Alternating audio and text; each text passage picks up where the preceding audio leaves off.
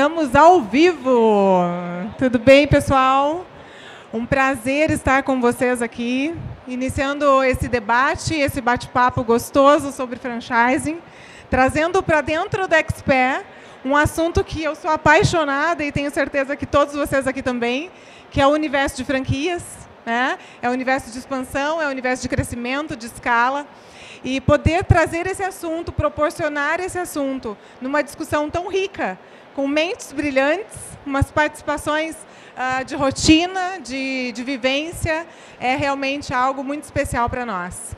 Quero agradecer, em primeiro lugar, a presença de todos, por ter aceitado o convite de estar conosco. Nós temos aqui a transmissão ao vivo acontecendo agora, no canal do YouTube, né, sendo transmitido ali embaixo. O pessoal da XP também tem acesso. Esse conteúdo vai ficar gravado também para o pessoal em casa poder acessar num outro momento. E a provocação aqui é realmente falarmos um pouco desse universo que a gente acredita tanto, né? Quero agradecer aqui em especial o Denis, né? O Denis, especialista em marketing, um livro sensacional que a gente já larga aqui o bate-papo falando dele, né? 7 franquehábitos. Isso, né, Denis? 7 franquehábitos. É isso mesmo, a gente trouxe um pouquinho dessa experiência dos franqueados de alta performance, que mais do que atitude, eles têm alguns hábitos que permeiam a carreira deles. E o livro fala sobre isso. Obrigado pelo convite e é um prazer estar aqui. Hábitos bons e espetaculares. Só trouxe os bons. Muito bom, isso aí. A Adriana, hoje vice-presidente da ABF, Associação Brasileira de Franchising. Uma honra ter a Adri aqui hoje conosco. É uma mulher potente, uma mulher que transmite essa potência toda na sua fala. Obrigada, um prazer enorme estar aqui no meio de tantas pessoas queridas e pessoas que eu admiro. André Friedheim, André também é uma pessoa sensacional, ex-presidente da ABF, hoje membro da Associação Internacional, né, André? Obrigado, Ju, pelo convite. Eu sou presidente, eu sou o chairman, para ficar mais chique, do World Franchise Council, que é o Conselho Mundial de Franquias, que congrega os países que têm legislação de franquias. Então, é uma entidade sediada em Londres, que congrega praticamente todos os países do mundo que trabalham com franquia. Além do que, o André é sócio-diretor da Francap, né, André? Sou da Francap e sou master franqueado do Café do Ponto e da Casa Pilão, também sou franqueador. Respira então, franquias o tempo todo, né, André? Peixoto, conosco. Peixoto, CEO da Remax Brasil, mais de 600 unidades na gestão aí do Peixoto. Isso aí, Ju. Obrigado, um prazer grande estar aqui com você, com vocês, o pessoal que está em casa também. Vamos trocar ideias e vamos falar um pouco sobre franchising. É isso aí. Nós estamos também com a Vivi Almada aqui, ao meu lado. A Vivi vai intermediar conosco o bate-papo. Nós temos aqui na nossa mesa redonda o Sérgio, que trabalha no franchising conosco há pelo menos 6 anos, Sérgio? 7? O Sérgio já está conosco 7 anos. Nós temos a Carol, CEO do Cubo Comunicação. Temos também a sede multifranqueada do CNA, é um assunto que a gente vai abordar aqui. Temos o Ricardo, está no livro, olha só, que notícia legal. Isso aí. O Ricardo também, o nosso colaborador aí, gestor junto conosco de toda a rede. Lucy, da Onodera, que é a minha inspiração há muitos anos já, também já fez o processo de internacionalização, né? Temos aí uma contribuição especial. José Carlos, CEO do Grupo Estúdio, que está nos proporcionando esse momento, essa mesa redonda, que também traz aí para a XP toda essa inovação, né? Essa mente pensada no mercado financeiro. Thiago Castro também. Quantos anos de grupo, Thiago? 5 anos de Grupo Estúdio. Também aí tem um know-how imenso com redes. Temos o Jai Lee, né, o CEO e fundador da Morana, né, para contribuir conosco. Walter, da NTW, muito prazer de ter conosco também o CEO da NTW aqui, também levando a NTW para fora do Brasil. Diego, crowdfunding, né? O Diego, apesar dessa cara jovem, desse rostinho jovem, né, Diego? Uma baita experiência, trazendo aí fomento para o mundo de franquias. Ele vai falar para nós um pouquinho a respeito. André Augusto, temos aí o Cabify sendo representado pelo André, uma presença importante digital também. O André tem uma contribuição muito forte no mercado, também vai trazer para nós toda essa serenidade aí do mercado, atuação. Sua esposa nos acompanhando, vamos fazer essa ponte e iniciamos o bate-papo, então, falando um pouquinho sobre esse universo todo. Vivi? Obrigada, Ju.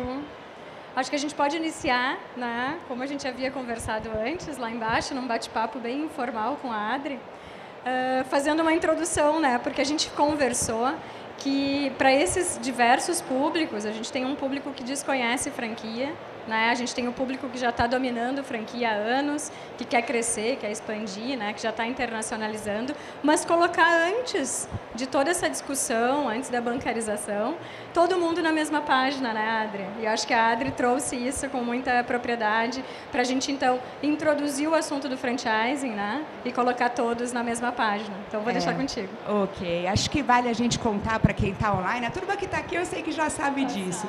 Mas para quem está online, toda a profissionalização que é o franchising brasileiro e o quão forte é a nossa associação também de franquias no Brasil.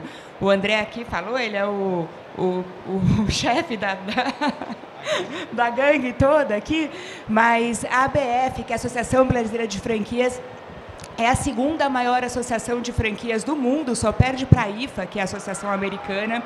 Nós temos a maior feira de franquias do mundo hoje, o portal de franquias mais visitado também é o portal da BF, enfim. A gente tem hoje uma lei de franquias, não são todos os países que têm, o Brasil tem, o que traz uma transparência muito grande na relação. O franchising hoje tem mais ou menos... tem mais de 3 mil marcas, são mais de 180 mil unidades franqueadas. É um setor que faturou, em 2022, mais de 210, acho que foi 211 bilhões de reais, é bastante coisa. Desse faturamento, 75% foram de empresas associadas da ABF. Então, realmente... é algo que traz bastante segurança se a empresa fizer bem feito e se a pessoa interessada em comprar uma franquia for atrás das informações que ela precisa ter.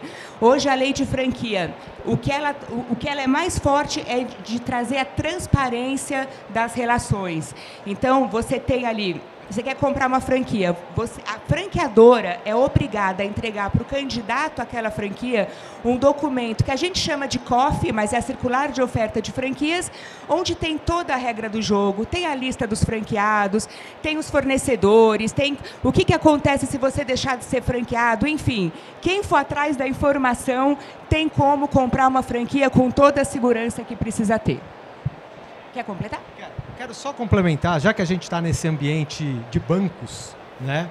Acho que tem desculpa, já que tem gente vendo aqui, já que a gente está nesse ambiente bancário, eu queria complementar com um dado muito importante que a Adri falou, que é a relação de mortalidade de franquias versus negócios próprios, negócios independentes, tá?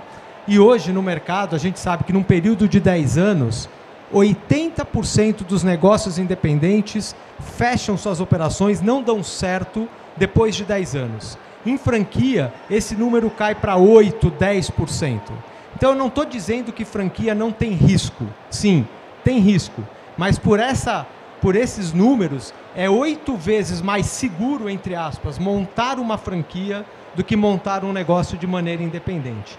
Eu passo esse recado para o ambiente bancário, que é muito melhor financiar com taxas mais atrativas franqueados do que financiar empresários independentes, que não têm marca, que não têm know-how, que não têm um sistema de gestão por trás, que não tem ganhos de escala. Eu acho que o que a franquia traz para o mercado é todo esse... a formação de redes de negócio que se beneficiam de ganhos de escala, que se beneficiam... da troca de know-how, de um marketing mais cooperado. E a gente já tem bancos públicos, bancos privados que apoiam o franchising, que tem linhas de crédito direcionadas para o sistema de franchising, mas eles têm que entender que é muito mais seguro trabalhar com franqueados. Shopping centers, esse recado também fica para shopping centers, né? Quer dizer, quando eu trabalho com uma franquia dentro de um shopping center, eu estou trazendo marca, eu estou trazendo fluxo, eu estou trazendo uma série de benefícios que o franqueado deveria ser enxergado como um âncora ou um semi-âncora daquele shopping center. Então, só para esquentar um pouquinho aqui o nosso papo, desculpa, eu fui pegando, tá? Mas eu queria deixar, acho que é importante. A proposição do bate-papo é esse mesmo, André. Né? A gente poder, aí com as nossas experiências, fazer esses apontamentos. Né? Sabe que esse é um dado do mundo empreendedor, que o empreendedor, quando ele abre um negócio, a tendência é que ele cuide, né?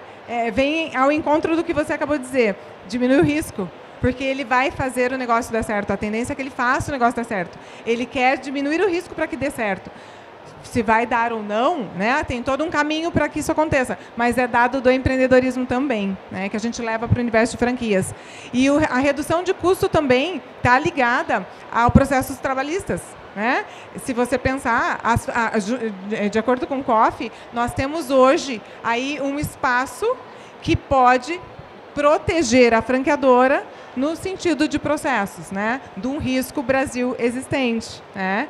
E trazendo um pouquinho para a questão da franqueadora, de crescimento, de escala, eu queria perguntar para o Denis aí sobre as estratégias que nós temos para marketing hoje. O que nós temos de novidade, o que nós temos para esse mundo de franqueadora e franqueados a título de marketing, no mundo de marketing. Bom, obrigado pela pergunta. Na verdade, até pegando uma carona no que a Adri e que o André falou, isso também reverbera para o mundo do marketing. Você tem na cadeia de franquia o ganho de escala. Você tem uma coisa muito bacana, que é você ter a cobertura geográfica. Quando você tem uma marca que tem muitas franquias, operação através de franquia, você acaba tendo franqueado em locais que talvez a franqueadora não chegasse ali na ponta. E qual o desafio do marketing? Entender que você tem tanto uma ação nacional, onde você precisa ter uma visibilidade da marca, como uma ação local. Então, o desafio para o marketing, para a franquia, é entender a força do marketing local.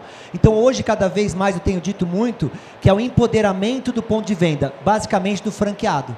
Então, hoje, praticamente, a estratégia do marketing ela tem descido muito para a cadeia.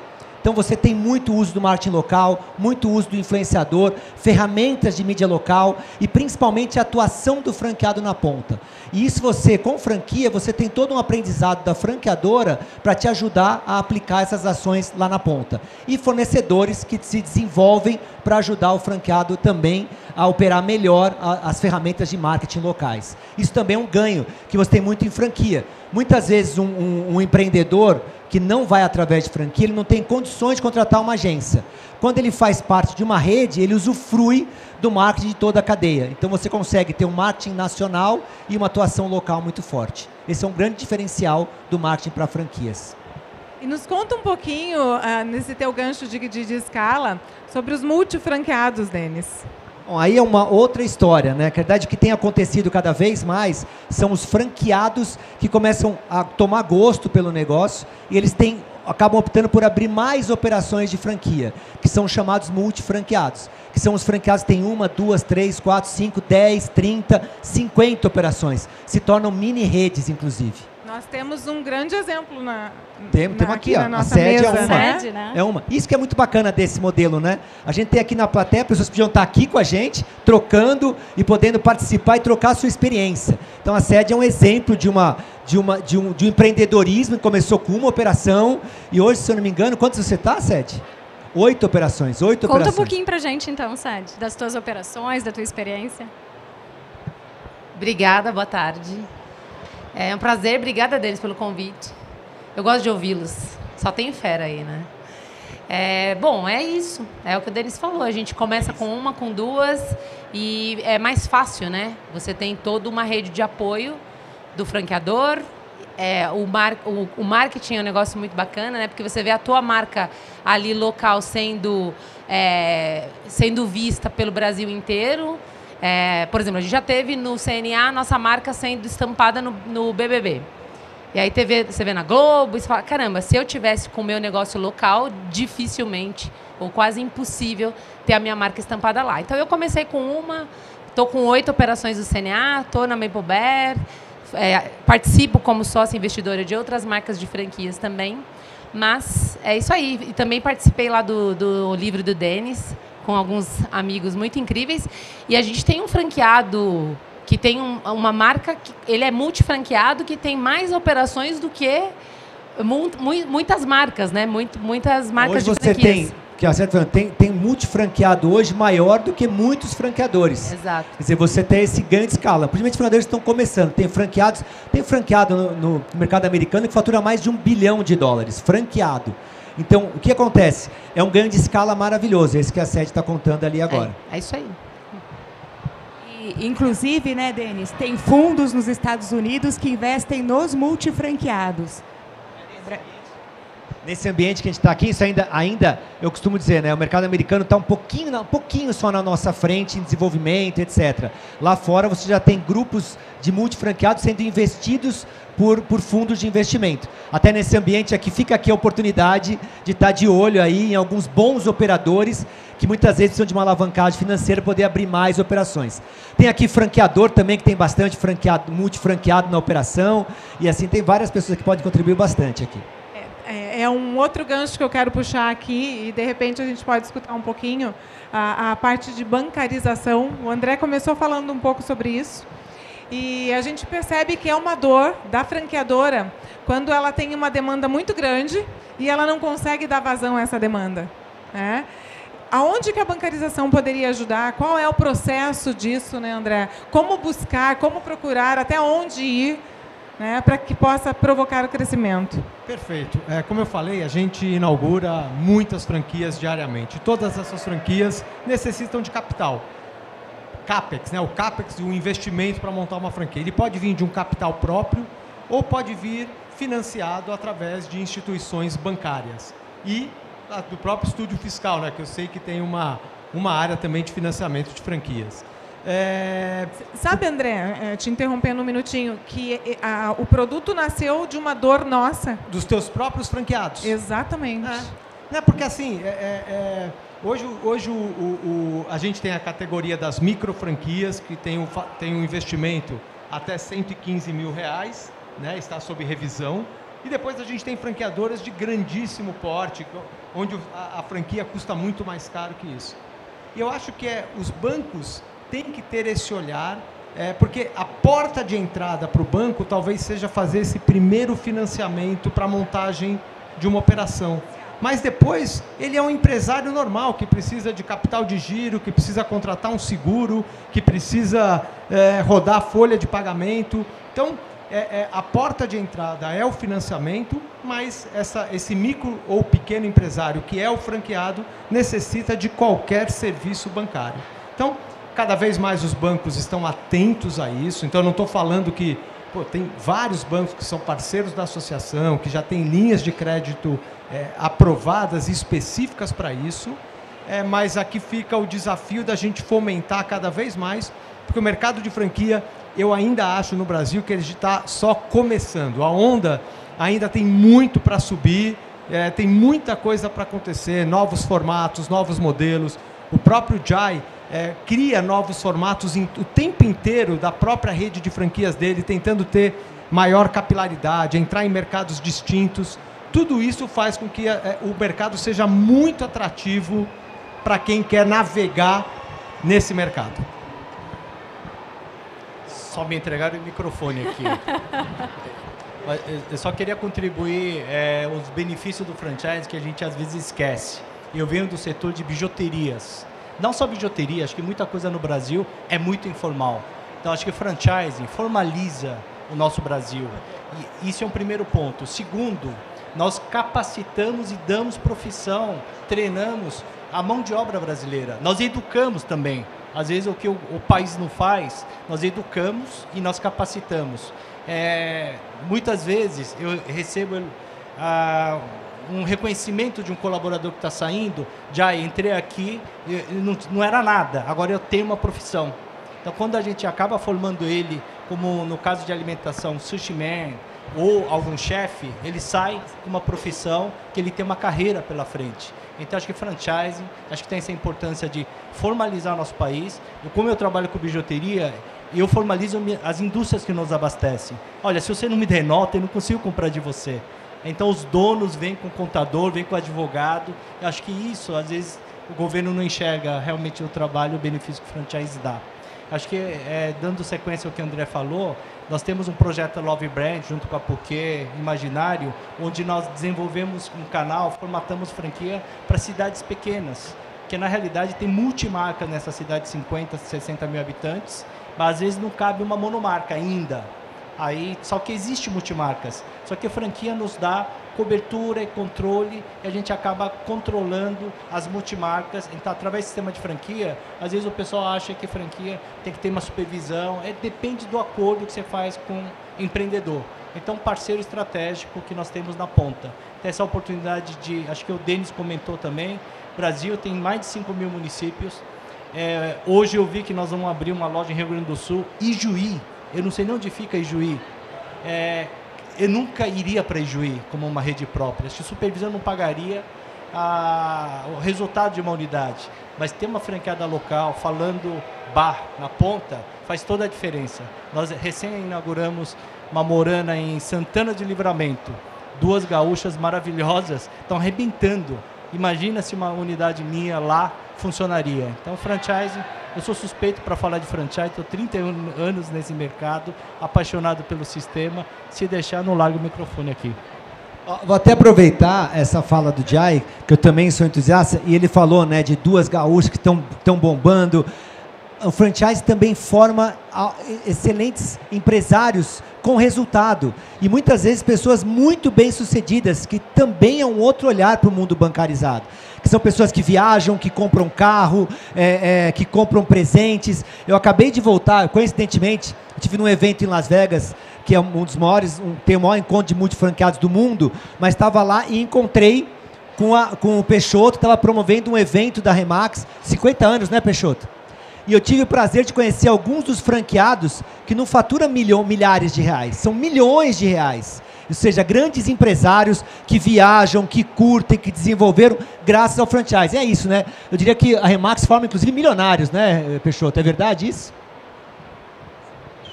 Na verdade, Denis, esse evento, a gente fala que é o evento que mais reúne milionários em Las Vegas.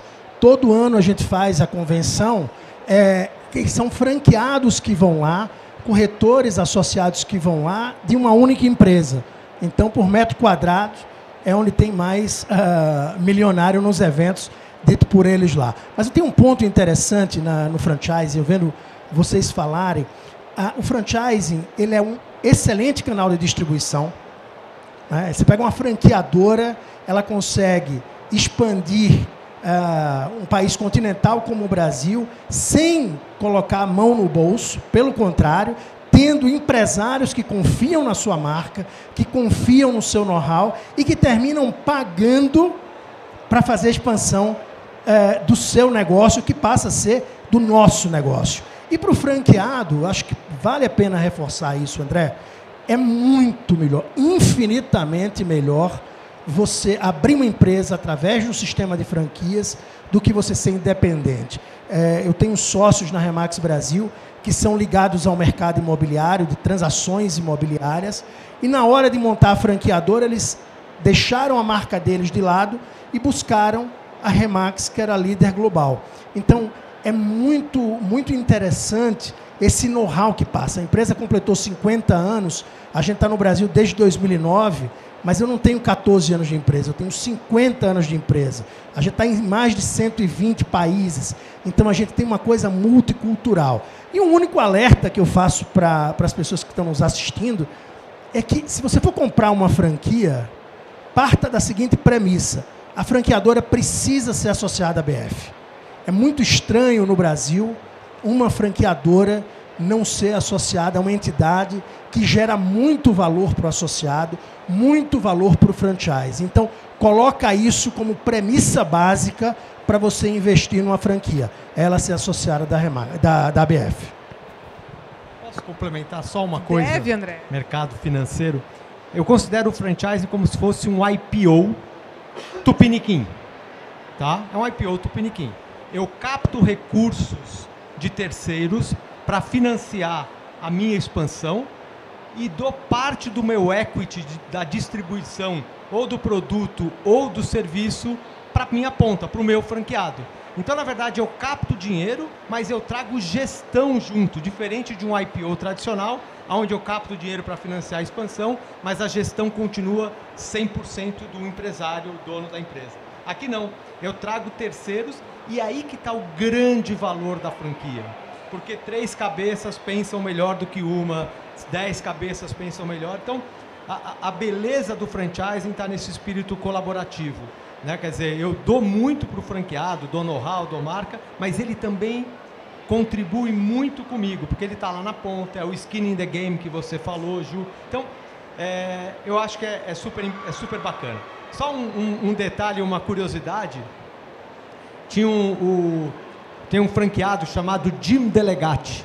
Ele era um franqueado do McDonald's. Ele tinha uma loja uma loja do McDonald's no meio da estrada no Arkansas. E esse cara via que todos os caminhoneiros que paravam na loja dele compravam 2 hambúrgueres, colocavam um hambúrguer sobre o outro e comiam aquele hambúrguer. Então, o sanduíche que mais é vendido no mundo hoje, que se chama Big Mac, veio de um franqueado do McDonald's chamado Jim Delegati. Então, todo mundo aqui pode fazer o prêmio na sua rede de franquias Jim Delegati para ver quem traz a melhor inovação. Isso eu só estou dando esse exemplo para mostrar o quão rico é o franchising, quanto que a gente aprende com os nossos franqueados, quanto que eles colaboram com a nossa rede, para que esse negócio funcione, perdure e sobreviva. Vai passar para ele? Tá bom. Eu quero pegar o gancho, já vou trazer o microfone para o Denis, mas eu quero pegar o gancho, que nós temos o Walter internacionalizando, né? Nós vamos trazer aqui, Walter, um pouquinho. A Lucy nós também. temos a Lucy internacionalizando. É isso? Ah, então estamos juntos. Nós temos... E aí, Peixoto, entra muito a tua fala, né? E até o próprio evento Las Vegas, o quanto isso nos inspira, né? E o Walter vai trazer aqui para nós um pouquinho da vivência dele, mas eu já quero deixar essa provocação aqui no ar. Obrigado, Juliana. Obrigado a todos. Pessoal, eu queria fazer uma complementação. Nós estamos num sistema, dentro de um encontro do sistema financeiro, né, que a XP trouxe isso com o XP Expert. E o Grupo Estúdio, parabenizar, Zé Carlos, você, Juliana, vocês trouxeram a discussão aqui para dentro da parte de franqueabilidade, de estudos de franquia, e nós precisamos trazer mais números para isso.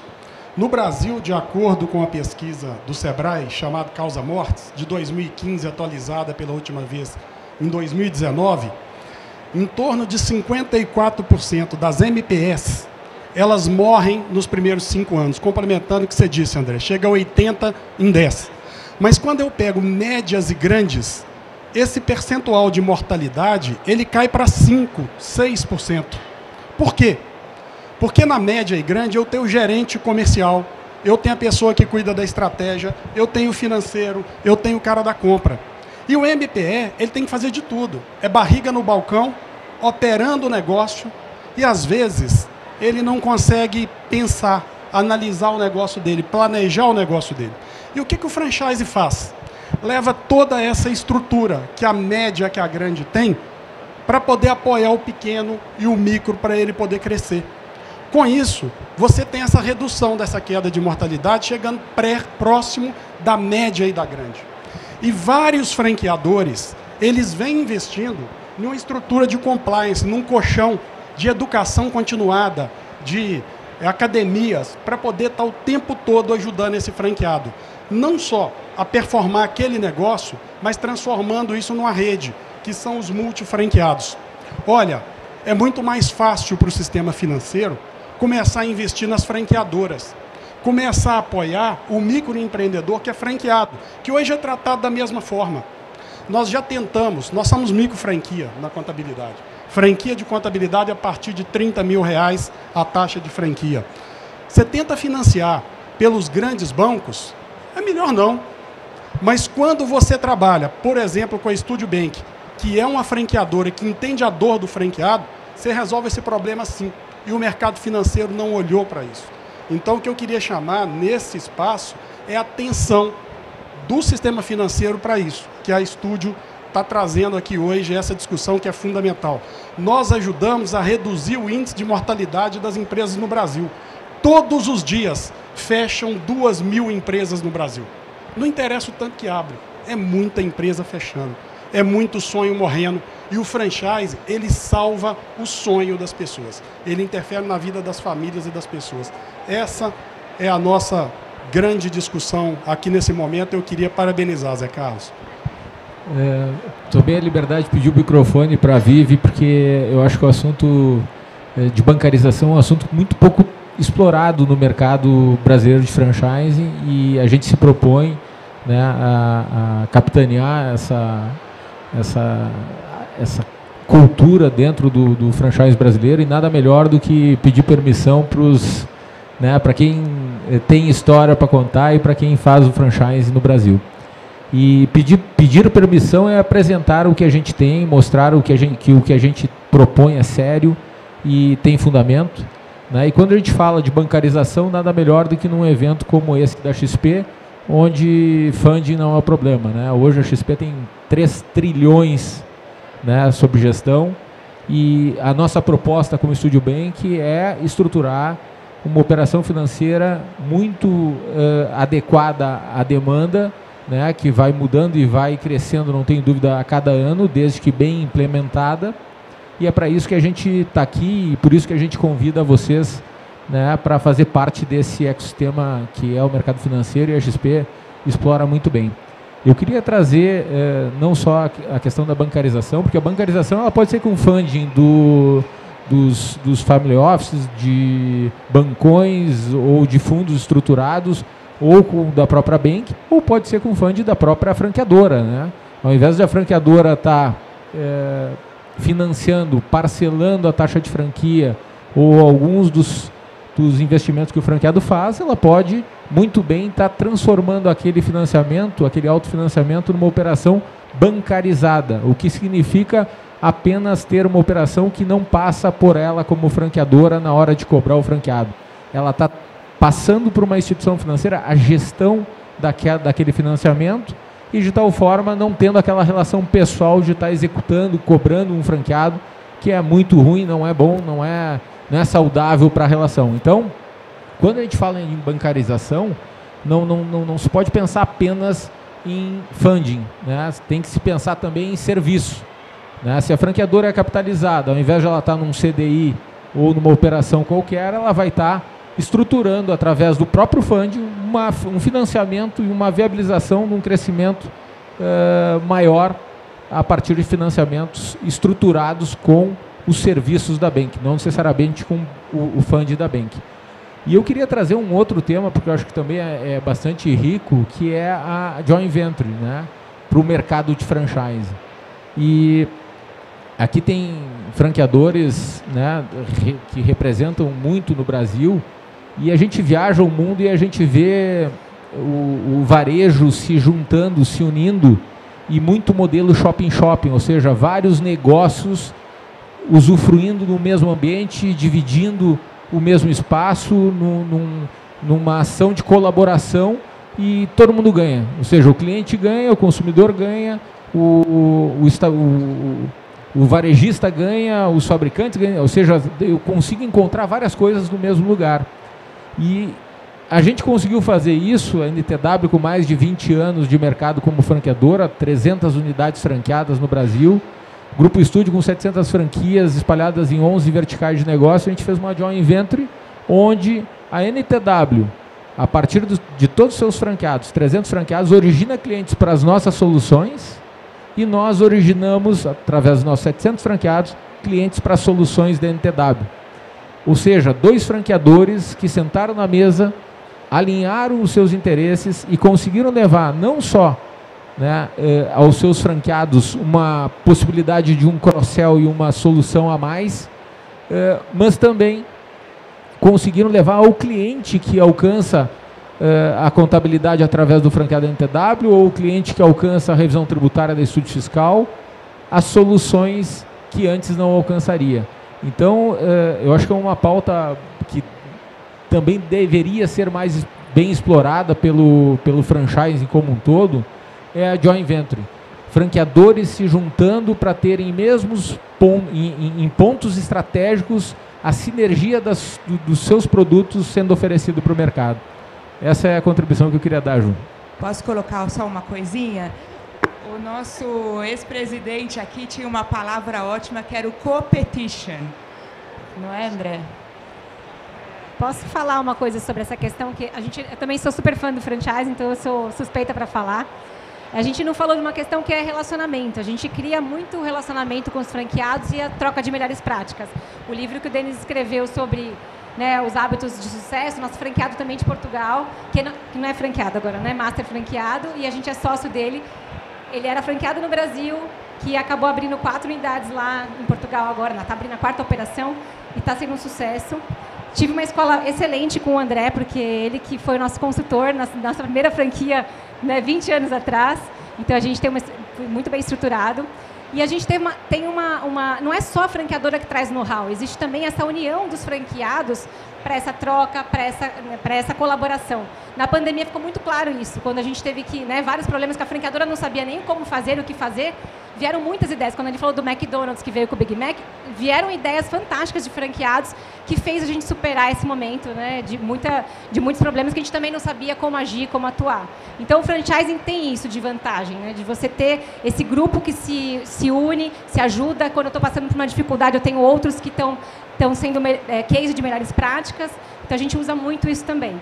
E tem a questão do ABF, que também a gente troca muito. Ontem eu estava na Ótica Diniz, a gente estava aprendendo, faço parte da Comissão de Saúde, Beleza e Bem-Estar, e aprendi que lá o franqueador está financiando a abertura de loja com um programa excelente para franqueados, para que os gerentes de lojas operam bem, e eles fazem um acompanhamento financeiro completo desse franqueado. Então, eles financiam, mas, ao mesmo tempo, fazem a gestão financeira desse franqueado para que ele entregue e retorne o investimento. Então, ele é selecionado, ele tem que estar operando bem, mas, ao mesmo tempo, eles acompanham toda a gestão financeira, que às vezes é a dificuldade do franqueado. Então, achei fantástico. Essa troca só acontece nesse ambiente de franchising, né, da ABF, de todo mundo. Então, é muito legal fazer parte assim, do grupo e ter essas soluções também. Lucy, deixa eu aproveitar que você está com o microfone e te perguntar um pouco do processo de internacionalização. Nos conta um pouquinho sobre isso. Para falar a verdade, a gente tinha muito receio de ir para outro país, porque a gente sabe que assim, o mercado brasileiro é excepcional na parte estética, a gente é o número 1. Então, eu sempre pensei assim, né, para que eu vou para outro país se o Brasil tem tanto espaço, tanta oportunidade? Mas esse franqueado era um dos melhores operadores, né, do Brasil, ele tinha 2 operações excelentes no Sul. E quando ele falou, eu estou com medo da violência do Brasil, gostaria de morar fora, quero operar fora, a gente acabou liberando e falou, não, tá bom, como é você, a gente vai. Como a gente tem uma relação muito próxima, eu sei que ele opera muito bem, a gente foi. Mas a gente tomou muito cuidado com a questão cultural, por mais que seja Portugal, é muito diferente. A gente entrou com muito respeito, né, com muita pé no chão, com muita humildade, contratando pessoas portuguesas, brasileiras, né, entendendo muito a cultura do país. E com operadores excepcionais. Então, eles são nossos sócios lá hoje e a gente fez toda uma estrutura que está dando muito certo e que está operando muito bem. Que a gente faz o franchising íntegro, que a ABF fala, né? Fazer o franchising íntegro é o que a gente faz lá hoje.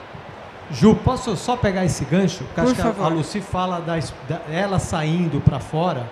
Eu acho que a gente tem um caso aqui da Rimex, que é trazendo uma marca americana para o mercado brasileiro. Como que é esse processo, as dificuldades? Como que é o franqueador americano consegue te apoiar no Brasil? Como que é ser um franqueado, ser um master franqueado de uma empresa lá de fora? Eu acho que tem 2 pontos. Primeiro, eu terminei conhecendo muitas marcas, fora do Brasil, inclusive para tentar trazê-las. Cada um tem uma característica muito própria.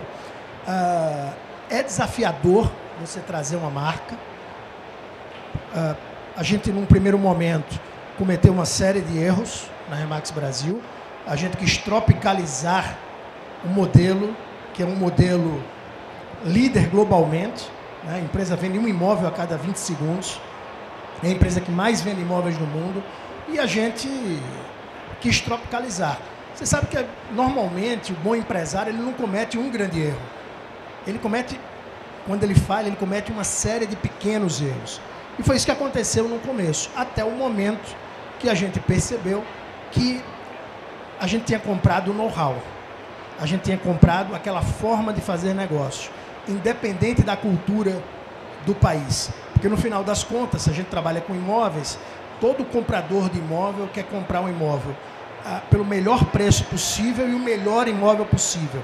E todo vendedor de imóvel, ele quer vender o imóvel pelo melhor preço e o mais rápido possível. Então, na essência, é igual. Então, a gente parou de inventar a roda e, na hora que a gente parou de inventar a roda, em 5 anos, a gente quintuplicou de tamanho e hoje é referência global, né, na Remax, na vertical. A gente já foi premiado como a melhor gestão, a melhor região do mundo. Então, eu acho que tem muitas peculiaridades. A gente deve, sim, observar. Vocês que estão indo, por exemplo, a gente é líder em Portugal também.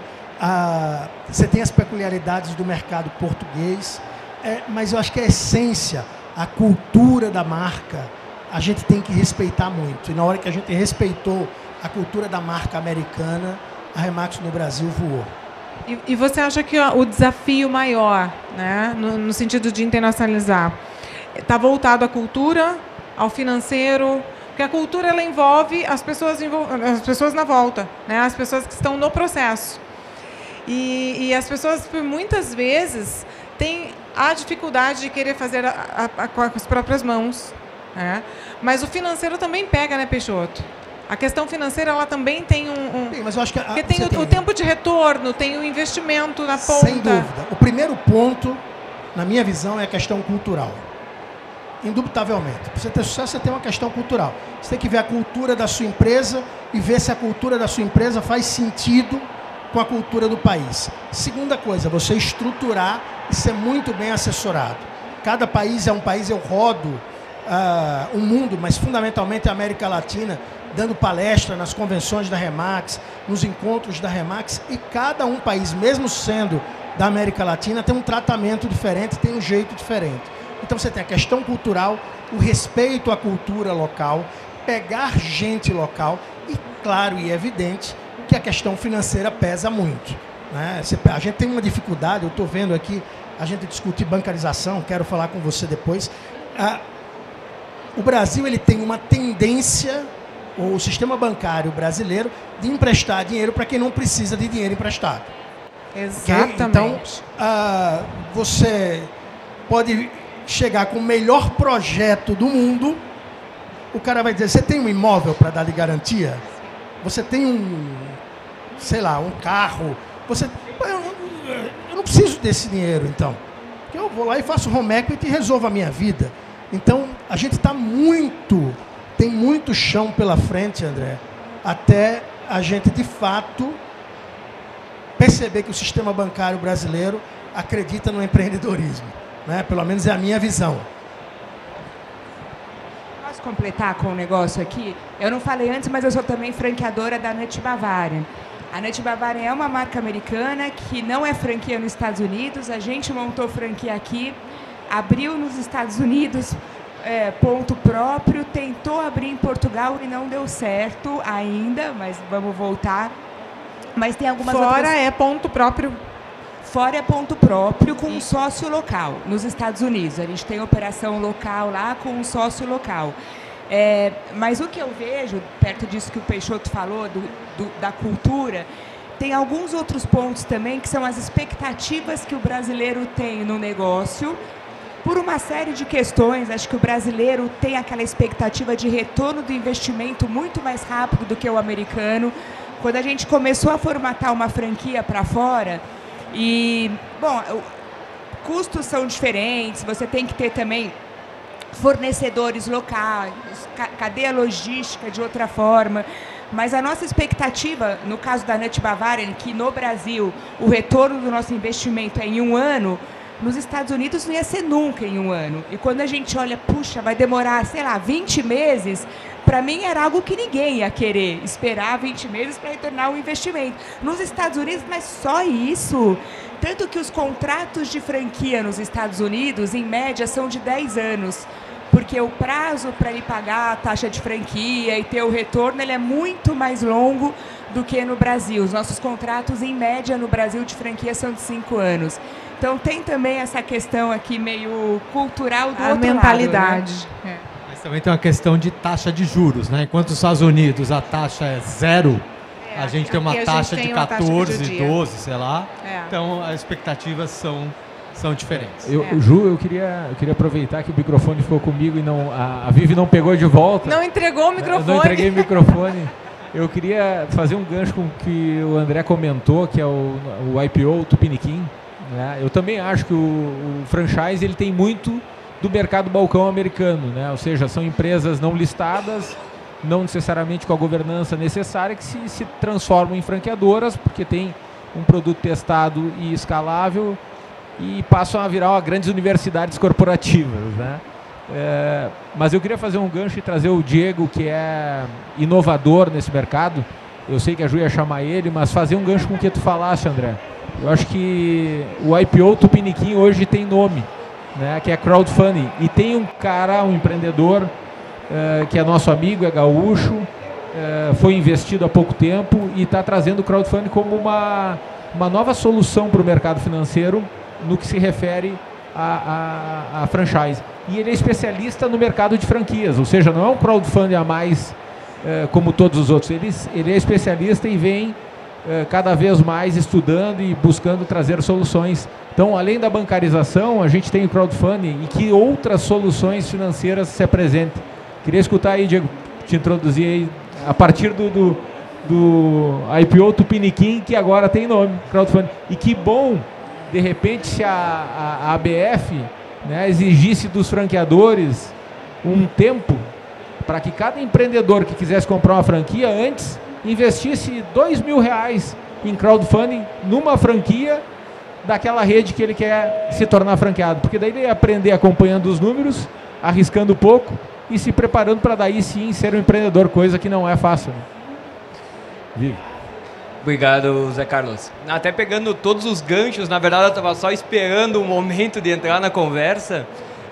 A nossa empresa, ela vem com esse modelo americano, que ela traz o setor de franquias não apenas como empreendedorismo, mas como investimento, e nada melhor de falar do que nesse espaço que a gente está na XP, cheio de investidores que querem investir num mercado rentável, seguro e que tem uma baixa mortalidade. Qual que é esse mercado? Como vocês evidenciaram, o setor de franquias, onde que existem diversas pessoas que querem investir nesse mercado, mas não querem operar, ou já têm as suas profissões, mas têm aquele recurso e sabem que esse é um mercado lucrativo. Que o que o investidor busca é rentabilidade. E o setor de franquias, ele acaba sendo um dos mercados mais rentáveis que nós temos hoje no Brasil, justamente pela essa segurança dessa taxa de mortalidade de 5%. E o que nós fazemos hoje é justamente isso, são mini IPOs de unidades franqueadas. Muitas vezes chega para as franqueadoras aquele perfil de franqueado excelente, só que ele tem 30%, 40% do valor que precisa para investir. Pô, vocês acabam muitas vezes descartando eles, mas nessa mesma base, vocês têm outras 100 pessoas que gostariam de investir nesse segmento, mas não querem operar. Então, juntar, como diz, a fome com a vontade de comer. Nós temos, na própria base das franqueadoras, tem aquele investidor que gosta da marca, sabe que ela é boa, já conhece, mas ele não vai estar lá operando, como diz o nosso colega, barriga no balcão. Mas ele sabe que é um segmento que para ele é um bom investimento. E talvez pode ser o primeiro passo para ele se tornar um franqueado. Porque a partir do momento que ele investe, ele consegue ver o resultado desse investimento, é agora o meu momento de me tornar um franqueado. Eu já validei que esse negócio é lucrativo, né? Olha que posso fazer uma parte? Olha que bacana essa conversa, né? Esse papo de bar, né? Papo de bar é maravilhoso. De novo, parabéns pela iniciativa. E eu queria aproveitar essa deixa, até parabenizar o Grupo Estúdio, de poder oportunidade para falar e contar um pouquinho o modelo de franquia. O que ele falou agora é muito comum. As pessoas, elas rotulam o franqueado em geral como um comprador de um emprego. E isso mudou completamente. Hoje eu tenho franqueado investidor, que é aquele franqueado que ele detecta num operador uma oportunidade de negócio, ele vai lá e investe num operador e junto com ele entra na sociedade. Você tem um franqueado que vê como opção de negócio, que pode ser esse caso, que ele é um bom operador e ele busca capital de um terceiro, que pode vir a ser sócio ou vários sócios, e aí é bacana esse IPO. Você tem um multifranqueado monomarca, que é aquele franqueado que ele escolhe uma franqueadora e ele resolve crescer naquela franqueadora. Ontem eu tive no evento da Óticas Diniz, e ela estava contando que tem um franqueado com 35 lojas. No Boticário tem franqueado com 100 lojas. Na Morana tem franqueado com 4, 5, 6. O Jai pode falar. E você tem um multifranqueado multimarca, que é aquele franqueado que ele cresce numa determinada marca e ele começa a enxergar oportunidade em outras marcas de poder continuar esse crescimento.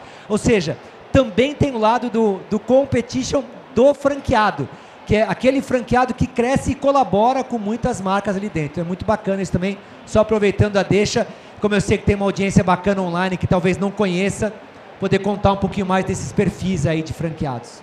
Não, só complementando que para nós chegarmos nesse processo, quando a gente diz mini IPO, é realmente porque nós fazemos uma oferta pública registrada na CVM. Esse foi o nosso primeiro passo e o segundo passo foi nos associarmos à ABF, justamente para mostrar que, de repente, a bancarização dos bancos tradicionais não acompanha a velocidade que o setor de franquias necessita. Quem sabe startups e fintechs, como é o nosso caso, quem sabe seja aí uma solução para acelerar essa expansão das redes, né? André, isso aí, falamos um pouquinho de tecnologia também, né? Entramos num ambiente que muitas vezes a gente foi taxado como analógico, né? Sendo franqueadores. E agora a gente entra num ambiente tecnológico e a gente se vê envolvido por ele, né? Em sistema de gestão, em levantamento de capital, né? Isso é muito legal. E surgiu um novo termo mesmo para o mercado de investimentos, é o IPO Tupiniquim, é isso? Já está... Não surgiu, não. Já está registrado, só quis fazer uma analogia ao IPO. Mas eu gosto de falar, Ju, pegando o que você falou agora da tecnologia. Eu acho que essas startups que a gente tem visto no mercado, que agora pululam no mercado aí, elas são nós somos os primos mais velhos dessas startups, entendeu? Os franqueadores também são startups, eles também começaram um negócio pequeno. Assim. Qual pitch de vendas é melhor do que de um franqueador para convencer alguém a entrar e acreditar na marca e montar uma franquia? Tá? Não tem pitch de venda melhor do que um franqueador para convencer franqueados a entrarem. Receita recorrente que se fala, a gente tem royalties há quanto tempo que a gente tem receita recorrente? Já é prática, né, André? Há muitos anos, né? A gente é o irmão mais velho já dessa galera. Já dá certo há aí. muito tempo. Mas há muito tempo a gente é startup. A gente só não tem os termos que eles usam, mas a gente tem na prática, efetivamente, o que se faz no mercado. Né? O que a gente precisa agora, talvez, eu acho que o desafio do franchising é a velocidade, é a mudança rápida, é o testar, é o errar, refazer, pivotar.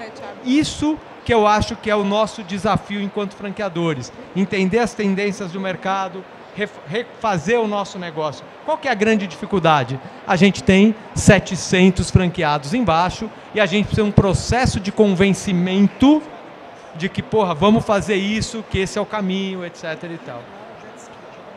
A gente é um transatlântico, e um transatlântico com vários comandantes, né? E a gente precisa convencer, mas nós já estamos embarcados em tecnologia, já somos empresas absolutamente genuínas, inovadoras, desde que o franchise existe, tá? Desculpa. Eu quero aproveitar, então, agora e falar com a Carol. Temos mais de um livro na mesa aqui, né, Carol? Não é só o Denis, escritor, tem uma parceira ali, a Carol Peixoto também, é verdade.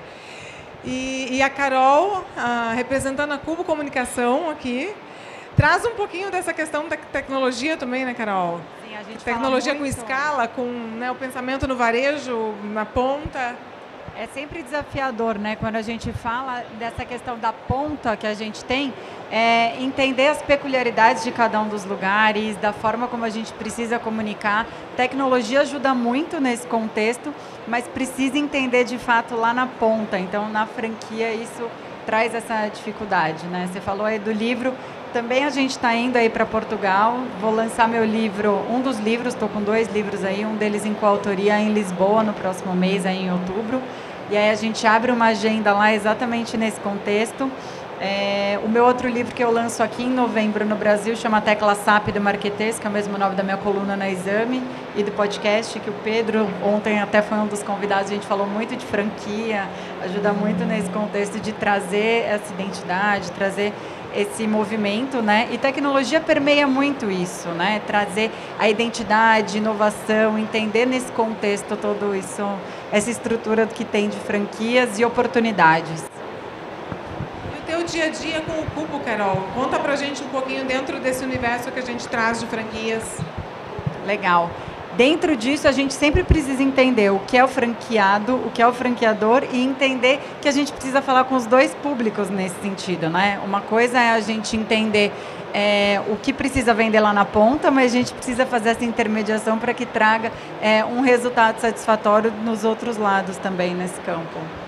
Sempre foi um assunto abordado por nós dentro do grupo, né? Nós temos 2 clientes, assim como todos os outros franqueadores, que é o franqueado, o primeiro, e o segundo, o cliente que consome o serviço, o produto, né?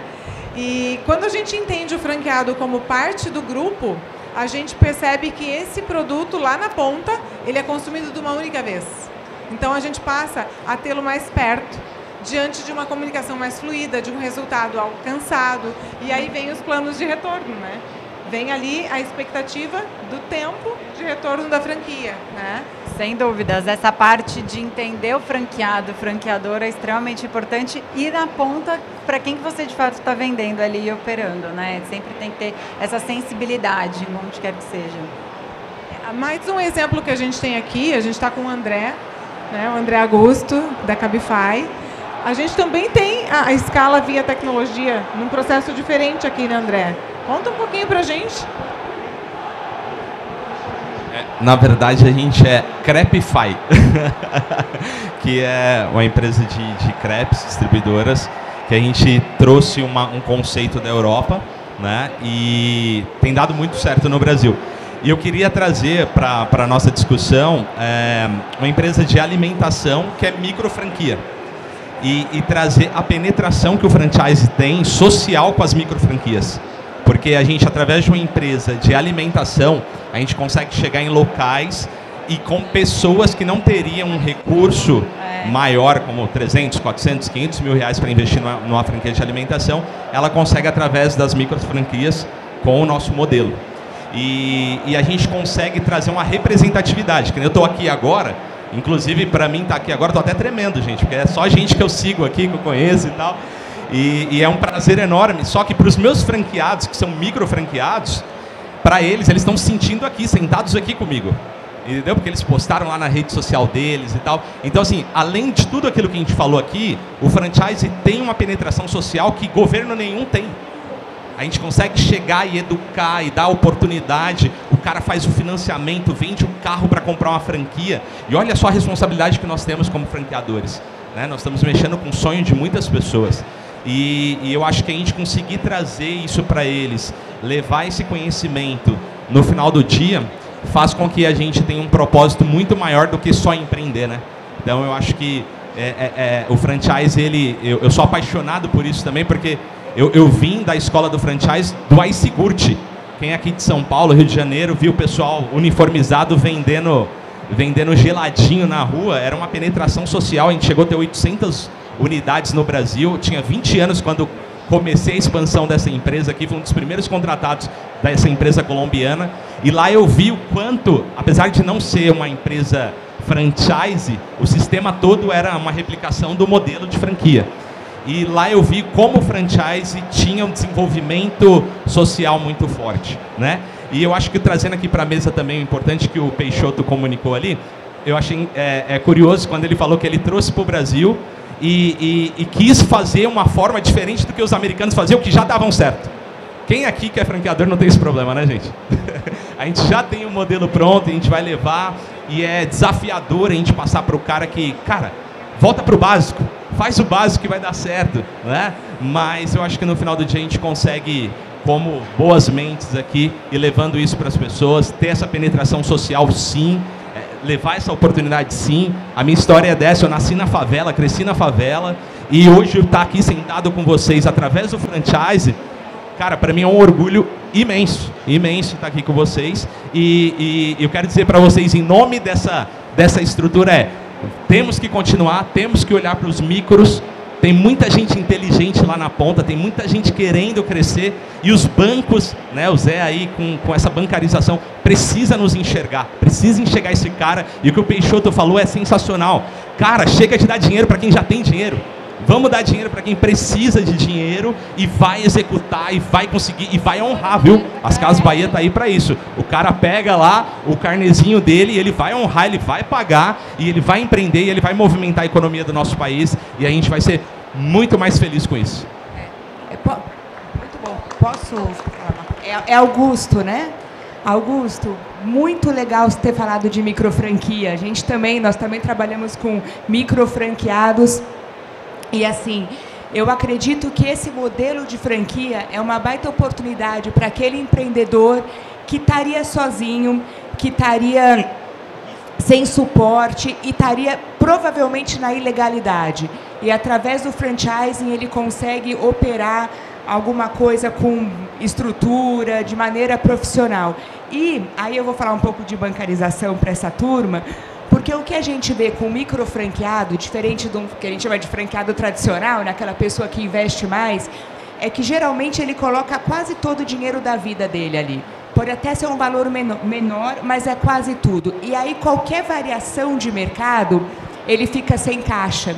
E muitas vezes uma ajuda, né, alguma linha de crédito, alguma coisa, poderia viabilizar aqueles momentos difíceis. Porque pode ser que o negócio seja ótimo. Não sei se você tem negócio em shopping, por exemplo.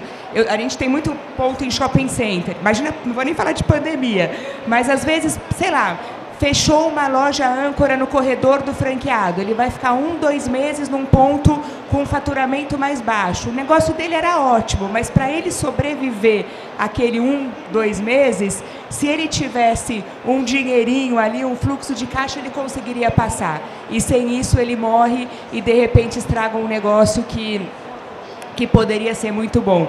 Então vale o alerta para ajudar essa turma aí. Muito bom, gente. Vivi, quer trazer algum insight? Não, eu queria que o André falasse um pouquinho. Gostaria de dar minha contribuição aí com relação a essa questão do custo de capital no Brasil, né? Quer dizer, a gente estava falando de bancarização. A gente tem um problema gravíssimo no Brasil hoje, que é o fato do setor público ele ter um apetite por tomar a poupança de todos, né, muito grande. Então, o setor público ele gasta mais do que arrecada, né? Quando o setor público gasta mais do que arrecada, ele está chegando basicamente para todos nós aqui, falando assim, olha, empresta dinheiro aqui para mim. Eu gastei mais do que eu arrecadei, então me dá o teu dinheiro, me dá a tua poupança aqui, eu te pago 14%, dá aqui. E ele suga toda essa poupança para ele, e os empreendedores, né, como você estava contando, uma história bonita, eu achei muito legal, os empreendedores ficam sem capital, porque a taxa de juros fica muito alta. Então essa é uma causa que nós brasileiros, empresários, microempresários, empregados, qualquer um, a causa de reduzir esse gasto público para que a nossa taxa de juros possa ser uma taxa de juros adequada, né? Comparável a uma taxa de juros americana, até, quem sabe um dia, né? Talvez daqui 20, 30 anos a gente chegue nisso. Se a gente for comparar aí, por exemplo, a volatilidade da Bolsa americana com a volatilidade da Bolsa brasileira, a gente vê que a nossa volatilidade aqui é muito maior, né? Porque os nossos riscos institucionais são maiores e tudo mais. Então, eu acho que essa é uma questão interessante. Outro dia eu abordei um empresário e ele queria tomar crédito para comprar mais máquinas, porque ele aluga máquinas com o operador, né, para construção civil. E ele falou assim, olha, André, mas não me venha com essas taxas de 1,8%, 1,7%, porque isso é um absurdo, isso eu não aceito pagar isso aí. Eu falei para ele, olha, essa taxa de 1,7%, infelizmente, é boa. Ela é alta, eu concordo com você. Ela é super alta. Mas se você for comparar com o que o governo federal, o Tesouro Nacional está remunerando, ela é uma taxa boa, né? Para você ter uma taxa de 0,8% ao mês, que era o que ele queria, você vai precisar sair do mercado e ter uma taxa subsidiada pelo BNDES, pelo BRDE, por algum banco público que vai ter dinheiro do tributo, né, do pagador de imposto lá, que vai estar dando dinheiro para o Estado, e o Estado vai dar um dinheiro mais barato para o empresário. Então, é um ciclo vicioso, né, de gasto público que a gente tem, gastos públicos, contas públicas que não fecham, né, contas deficitárias, que geram essa taxa de juro abusiva, e a gente fica correndo atrás do próprio rabo no Brasil, né? É lamentável, mas é a realidade. Então, assim como uma franquia, né, deve fazer o arroz com feijão bem feito, para que possa obter sucesso, seguir às vezes o script, né? Já deu certo 1 milhão de vezes, então faz agora de novo que vai dar certo de novo. O setor público poderia seguir o script também e cortar os gastos públicos para que a gente possa ter uma taxa de juros mais adequada para a nossa economia, né? Muito bom. Nós desenvolvemos aqui 4 pilares no nosso bate-papo, no nosso debate, que foi franqueabilidade, bancarização, internacionalização e estratégia de marketing, né? Então, a gente tem aí 4 pilares importantíssimos para esse mercado, para esse mundo todo que nós estamos trazendo aqui para o bate-papo. E eu queria deixar aí uma, 2, 3 perguntas por último, ou apontamentos específicos desses 4 pilares, para que a gente possa deixar uma última contribuição aí. Alguém se arrisca? Eu quero arriscar dizendo que você tem um pilar que permeia todos esses, que é a da cooperação. Quer dizer, em franchising você tem esse pilar que é onde franqueador colabora com o franqueado, que colabora com o mercado, colabora com o fornecedor, e aí, como o André colocou, franqueador colaborando com outro franqueador. Isso acontece muito, inclusive a BF, ela promove muito isso. São os encontros, você tem a convenção da BF, você tem eventos internacionais, e foi lá que eu acabei encontrando com a Remax.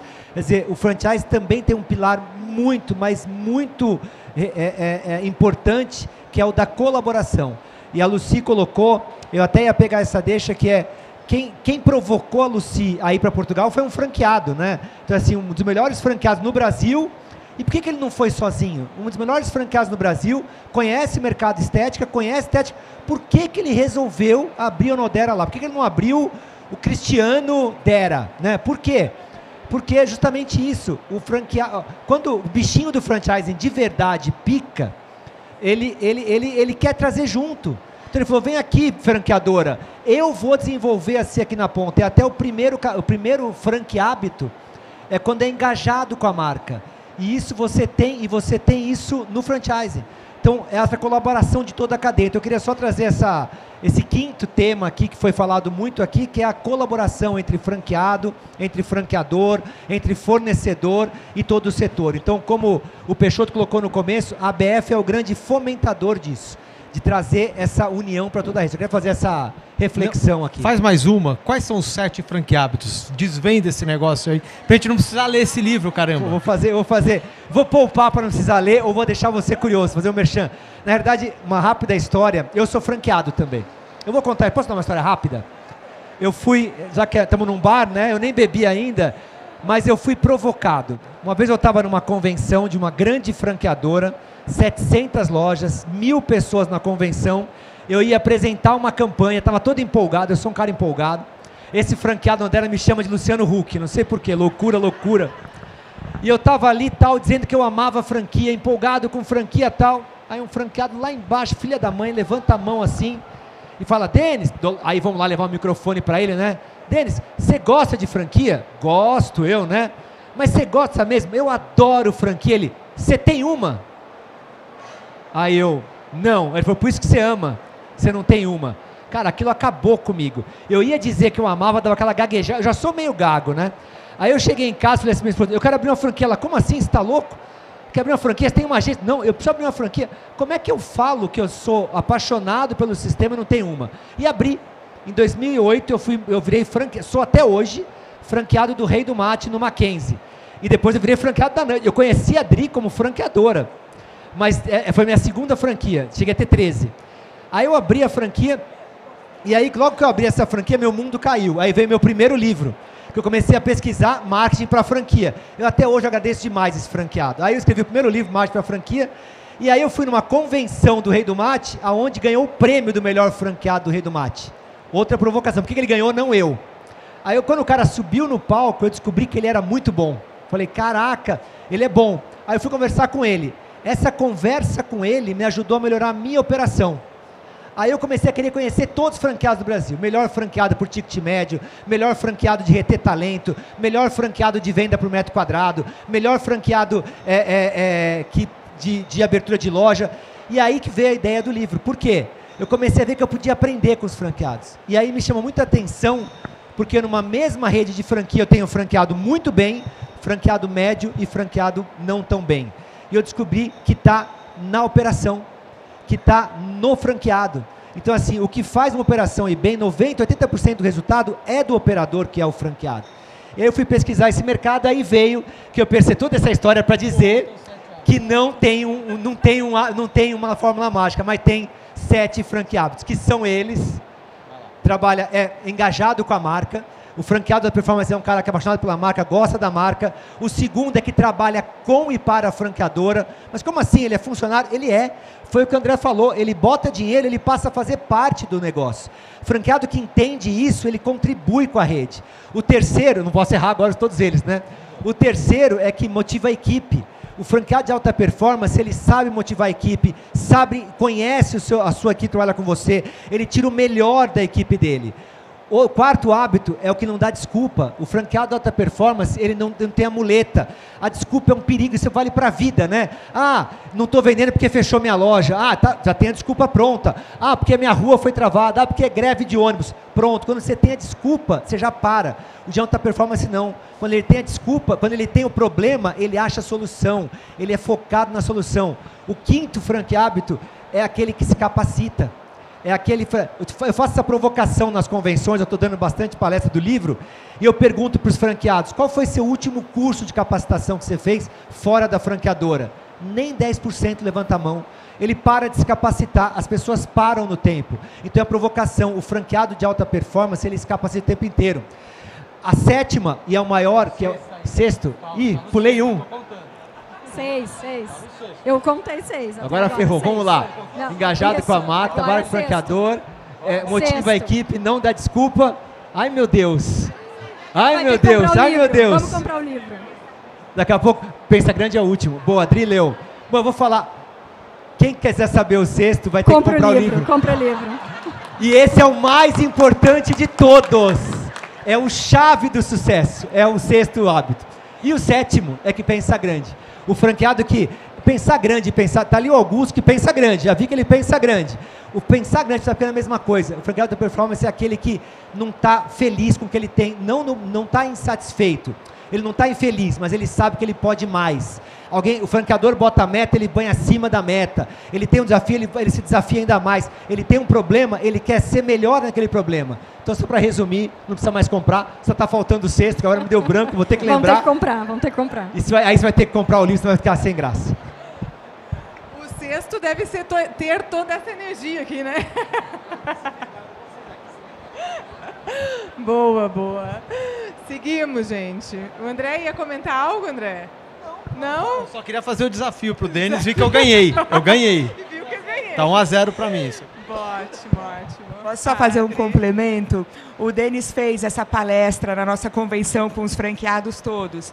E no dia seguinte, a gente fez uma dinâmica onde nós chamamos aqueles franqueados que a minha equipe escolheu como os melhores em cada um dos hábitos. E não por coincidência, eles são realmente os melhores da rede, o que mostra que quem segue os hábitos realmente tem as melhores performances. Dá para comprar o livro, então, Adri? Dá para comprar? Dá para comprar e validar para os franqueados todos, depois você não paga a comissão aqui, Denis. Mas um ponto importante é que quando a gente fala de investimento em franquia, embora você possa ser um franqueado investidor somente, tem que ter alguém na operação. Então, se não for você, tem que ter alguém ali para tocar o dia a dia. Isso é importantíssimo. Tá, o que eu vou falar, eu acho que a gente está falando muito de franqueado e franqueador, eu acho que tem um ecossistema por trás de tudo isso. A gente não pode esquecer dos consultores, a gente não pode esquecer dos advogados, das instituições bancárias, das empresas de tecnologia. Eu acho que tudo isso é que faz com que o franchising seja no Brasil o que ele é hoje, né? Então, a ABF também tem espaço para todos, não é uma associação de franqueadores, ela é uma associação do sistema de franchising, com todos os stakeholders que fazem parte desse sistema, inclusive governo, né? Na minha gestão, a gente montou 2 frentes parlamentares, a gente sempre foi muito em cima do muro com relação a governo, mas quem gera quase 400 empregos diários, com formação, seletizados, etc., tem que cacarejar. A gente tem que ir lá defender os nossos interesses e passar as nossas dificuldades. Vai vir uma reforma tributária que pode machucar muito o sistema de franchising brasileiro, principalmente os franqueadores. A gente está trabalhando lá na ABF, eu já nem tanto, mas a Adriana e todo o time da ABF, a gente está trabalhando muito forte em Brasília para aliviar o que vem da reforma tributária. Então, a gente tem que pensar que hoje a gente é um sistema muito grande, maior do que a gente aqui imagina. Tem uma associação que está preocupada com isso, mas isso não tira a responsabilidade e o dever de todos nós de brigarmos pelo que é justo, pelo que a gente acredita e pelo que o franchising representa para o Brasil. Então, temos que pensar no todo, não é só no franqueador franqueado, mas é em tudo que está por trás desse maravilhoso mundo de geração de empregos, geração de renda, a gente tem franqueados milionários, quer dizer, é um mercado muito, muito bacana, tá? Era isso. Peixoto, para concluir. Pegando um pouco do que o Denis falou, o sexto hábito. Eu não sei qual é o sexto hábito, mas eu diria que um dos hábitos principais é a resiliência. Ser empresário, a gente vive num mundo hoje muito líquido, muito rápido, é tudo muito... Sabe, as pessoas querem montar uma empresa e amanhã está lucrando. É uma loucura isso.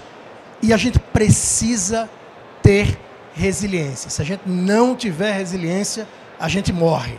A gente não consegue, eu brinco muito, às vezes em palestras, dizendo a gente não consegue ter um filho em um mês engravidando 9 mulheres ao mesmo tempo. Não dá. A gestação tem aí um tempo de 9 meses. Você tem que esperar para as coisas acontecerem, mesmo você fazendo tudo certo. Então, segurar um pouco essa onda, respirar, né, André? Controlar isso daí, porque a resiliência é importante. E a outra coisa que eu queria trazer para vocês, há uns 3 anos eu fiz uma live com o André, que mudou a forma de eu gerir a companhia. O André falou, Peixoto, o novo franchising tem a ver com a especialização dos consultores. Nós criamos 4 dimensões dentro da Remax, uma de pessoas, uma de real estate, uma de cultura e outra de lucratividade e gestão. Então eu queria publicamente agradecer o André pela dica que ele deu, que foi extremamente importante. Isso reflete exatamente o mundo do franchising. Um sistema de colaboração, de brainstorming, de benchmarking, isso é muito rico. Então, se você não entrou no franchise ainda, entra, que a hora é agora. Muito bom, pessoal. André? Deixa ele só falar aqui que ele lembrou o sexto hábito. Lembrou? Lembrou. Não conta pra galera comprar seu livro. Não conta? E ter a oportunidade de ver a minha história lá no seu livro. O pior é que eu comecei a conversa aqui falando do sexto hábito.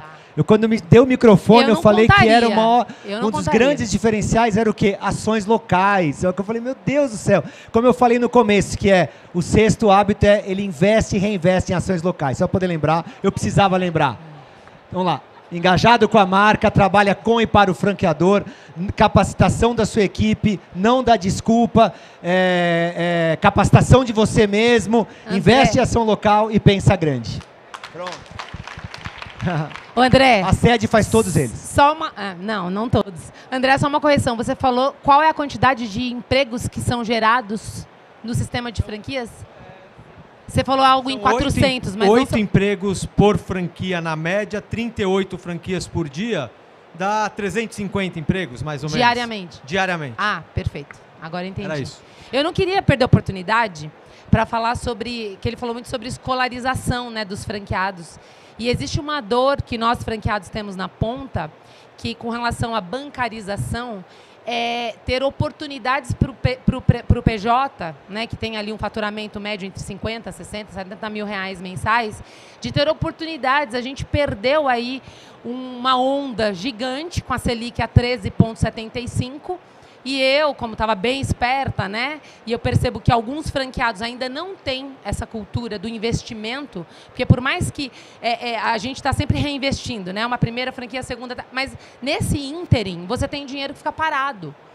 E aí eu percebo que existe uma grande oportunidade que os bancos não estão enxergando, e principalmente as franqueadoras, de não escolarizarem os seus franqueados para aprenderem o que é o mercado financeiro, o que o mercado financeiro tem para oferecer para você nesse ínterim que você está com o seu dinheiro. Tem franqueado deixando dinheiro na poupança. E eu vejo isso acontecendo dentro da minha rede de franquias, né? São 700 franquias e alguns franqueados não sabem nada sobre esse mercado. Não sabem nem o que é taxa Selic, o que é CDI, o que é liquidez diária. E eu vejo que existe um gargalo gigante, uma oportunidade enorme para que os PJs tenham aí a oportunidade de fazer investimentos, talvez um CDI a 100% CDI, já ajuda muito, né? E aí a gente, enfim, deixa de fazer caixa, deixa de rentabilizar por conta da falta de conhecimento e também porque os bancos não estão olhando para a gente da forma que a gente poderia estar sendo enxergado. Muito bem apontado, Sérgio. Muito legal. Pessoal, seguimos aqui então para o final do nosso bate-papo. Quero mais uma vez agradecê-los. Agradecer a presença, agradecer a contribuição toda aqui, né, Vivi? Sim, agradecer, né, o Grupo Estúdio, agradecer essas figuras. André, eu compartilho contigo, porque eu estava muito nervosa, ainda estou, porque eles são os meus mestres aqui, os 4. O Peixoto eu nem conhecia pessoalmente, eu quase chorei quando eu conheci. O André é meu eterno chefe, né, foi quem me ensinou. Então eu estava, de fato, muito nervosa mesmo. Eu estou acostumada a falar em público, falar no microfone, mas eu estava bem nervosa. Então compartilha, eu te entendo. Mas quero agradecer, vocês são, assim, né, incríveis. Muito obrigada pela participação especial de vocês, de todos os convidados, né, Ju? Conseguimos, então, ter um bate-papo legal, bacana, né, a palestra, a bar, essa questão descontraída de todos, né, levantar assuntos importantes e que tenham coerência com o que a gente levanta, né, do franchising íntegro e de excelência e de sucesso, né, e de parceria. O Jai, querido, né, então todos aqui, não vou citar os nomes todos, mas muito obrigada e muito obrigada a Ju, né, a José Carlos, que é sucesso. Eu quero fazer um agradecimento especial aqui e não... claro, esse agradecimento depois eu faço pessoalmente, bem pertinho dele, mas eu quero agradecer ao José Carlos de proporcionar esse momento para nós, né? Como cabeça, CEO do Grupo Estúdio, visionário, né? Posso dizer assim, de carteirinha, né? Pela proximidade que temos, pela vivência que temos. Muitas das coisas das quais eu aprendo e vivo é com a provocação dele. Então eu quero deixar um agradecimento especial a ele, né? Que está ali hoje nos ouvindo e também contribuindo, mas graças a ele tivemos toda essa provocação de trazer para a XP o assunto de franchise. Tá? Obrigada. Obrigada mais uma vez, pessoal. Estamos todos convidados agora para um bar. Abriu o bar. Obrigada, gente. Eu queria convidar vocês para uma grande foto também, se todo mundo topar. Pode ser? Vem, Lucy.